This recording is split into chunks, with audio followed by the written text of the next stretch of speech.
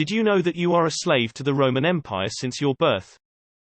Your birth certificate is a contract with Rome, which basically declares you dead, and lost is sea. We will dig into the history of these trusts that was created back in the 13th century and has enslaved all humanity on the earth ever since. Unum Sanctum is one of the most frightening documents of history, and the most quoted as the primary document of the popes claiming the global power. In 1302 Pope Boniface issued his infamous papal bull Unum Sanctum, the first express trust. He claimed control over the whole planet, which made him king of the world. Furthermore, we declare, we proclaim, we define that it is absolutely necessary for salvation that every human creature be subject to the Roman Pontiff. Unum Sanctum, His Holiness Pope Boniface VIII, November 18, 1302. It is not only the first trust deed in history, but also the largest trust ever conceived, as it claims the whole planet and everything on it, conveyed in trust. In celebration of the trust, he commissioned a gold-plated headdress in the shape of a pinecone, with an elaborate crown at its base. The pinecone is an ancient symbol of fertility and one traditionally associated with Baal, as well as the cult of Cybele. It also represents the pineal gland in the center of our brains. Crystalline in nature, which allows us access to Source, hence the 13-foot-tall pinecone in Vatican Square. Pope Boniface VIII was the first leader in history to create the concept of a trust, but the first testamentary trust, through a deed and will creating a deceased estate, was created by Pope Nicholas V in 1455, through the papal bull Romanus Pontifex. This is only one of 3 papal bulls to include the line with the incipit for a perpetual remembrance. This bull had the effect of conveying the right of use of the land, as real property, from the express trust Unum Sanctum, to the control of the pontiff and his successors in perpetuity. Hence, all land is claimed as crown land. This first crown is represented by the first Cesti Qvi trust, created when a child is born. It deprives us of all beneficial entitlements and rights on the land. The second crown was created in 1481 with the papal bull Aeterni Regis, meaning eternal crown, by Sixtus IV, being only the second of 3 papal bulls as deeds of testamentary trusts. This papal bull created the Crown of Aragon, later known as the Crown of Spain, and is the highest sovereign and highest steward of all Roman slaves subject to the rule of the Roman pontiff. Spain lost the crown in 1604 when it was granted to King James I of England, by Pope Paul V, after the successful passage of the Union of Crowns, or Commonwealth, in 1605 after the false flag operation of the Gunpowder Plot.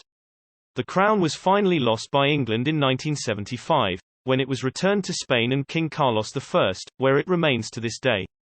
This second crown is represented by the second Cesti Qvi trust, created when a child is born, and by the sale of the birth certificate as a bond to the private central bank of the nation, depriving us of ownership of our flesh and condemning us to perpetual servitude, as a Roman person or slave.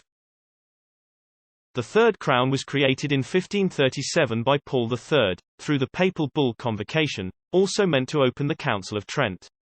It is the third and final testamentary deed and will of a testamentary trust, set up for the claiming of all lost souls lost to the sea. The Venetians assisted in the creation of the first Cesti Qvi Act of 1540, to use this papal bull as the basis of ecclesiastical authority of Henry VIII.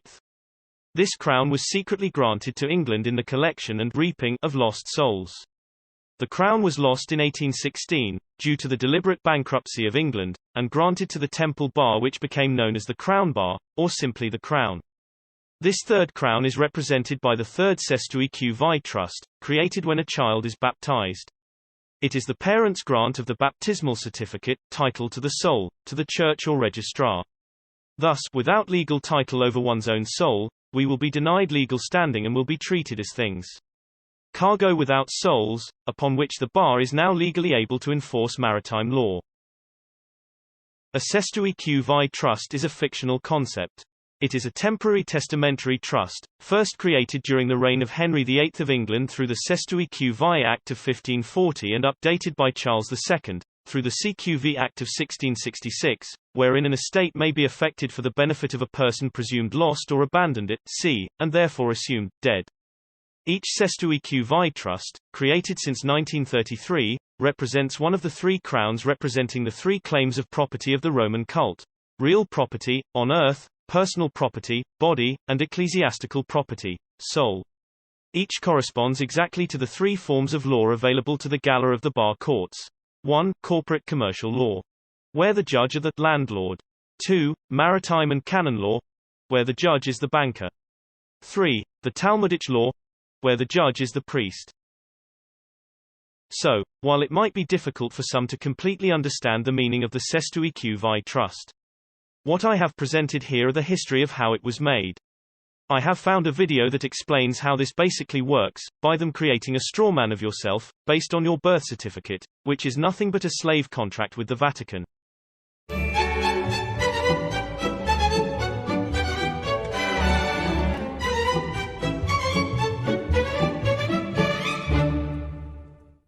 Ah, the government. It loves you and wants to keep you safe and well. It even wants to make paying taxes, fines, and court costs easier for you. How? Well, you'll need to meet your straw man. He was born the same day you were. He looks like you, has the same name, and lives in your house, but you never knew he existed. You will have even paid his parking tickets or taxes. The worst part? He's been dead from day one. From every birth certificate, a legal personality, or legal fiction, is created with the same name to confuse little old you into thinking it's you. So, there is a human you and a paper you, or as it's commonly known, a straw man. So when it seems like government officials, court clerks, or the police are speaking English, they aren't. They're speaking legalese, designed to make you agree to verbal and written contracts without even knowing about it, all spun from Black's Law Dictionary. For example, when the police say, "Do you understand?" you'll say, "Yes." What they are really saying is, "Do you stand under our authority?" Oops-a-daisy, you just created a verbal contract with them. Oh, you clever government. Did you know that whenever you register something, you are handing over title to the person you register it with? That's right. Whenever you register something with the government, they assume it belongs to them. Registered your car? Super! Now you are the registered keeper of your vehicle, and the government can crush it when you don't pay your, straw man's taxes. Expecting a new bundle of joy? Well then you need to register your little darling with a birth certificate. Then they can start the process all over again and create a new straw man for your little one. Isn't that great? So when Junior grows up, he'll be able to generate revenue just like you have. When you notify on your baby by signing the birth certificate, your child becomes a ward of state, and if the government doesn't like what you're doing, they'll assume it's okay to take the child away, or make new rules for things they don't like. Not enough school? Smacking your child? Shouting too loudly? Then it's off to social services for the little one. When you get a bill, it's sent to you, but belongs to your straw man, not you. That's why bills, fines, and summons start with Mr., Mrs., or Ms. Sometimes you'll see your surname in capitals, just like on a gravestone. That's because your straw man is dead, and just a silly piece of paper, created before you could comprehend or even consent to it. When you go to court, you represent your straw man, so you, the human, take on any costs, fees, taxes, and fines involved for the straw man. The human you doesn't even need to pay them.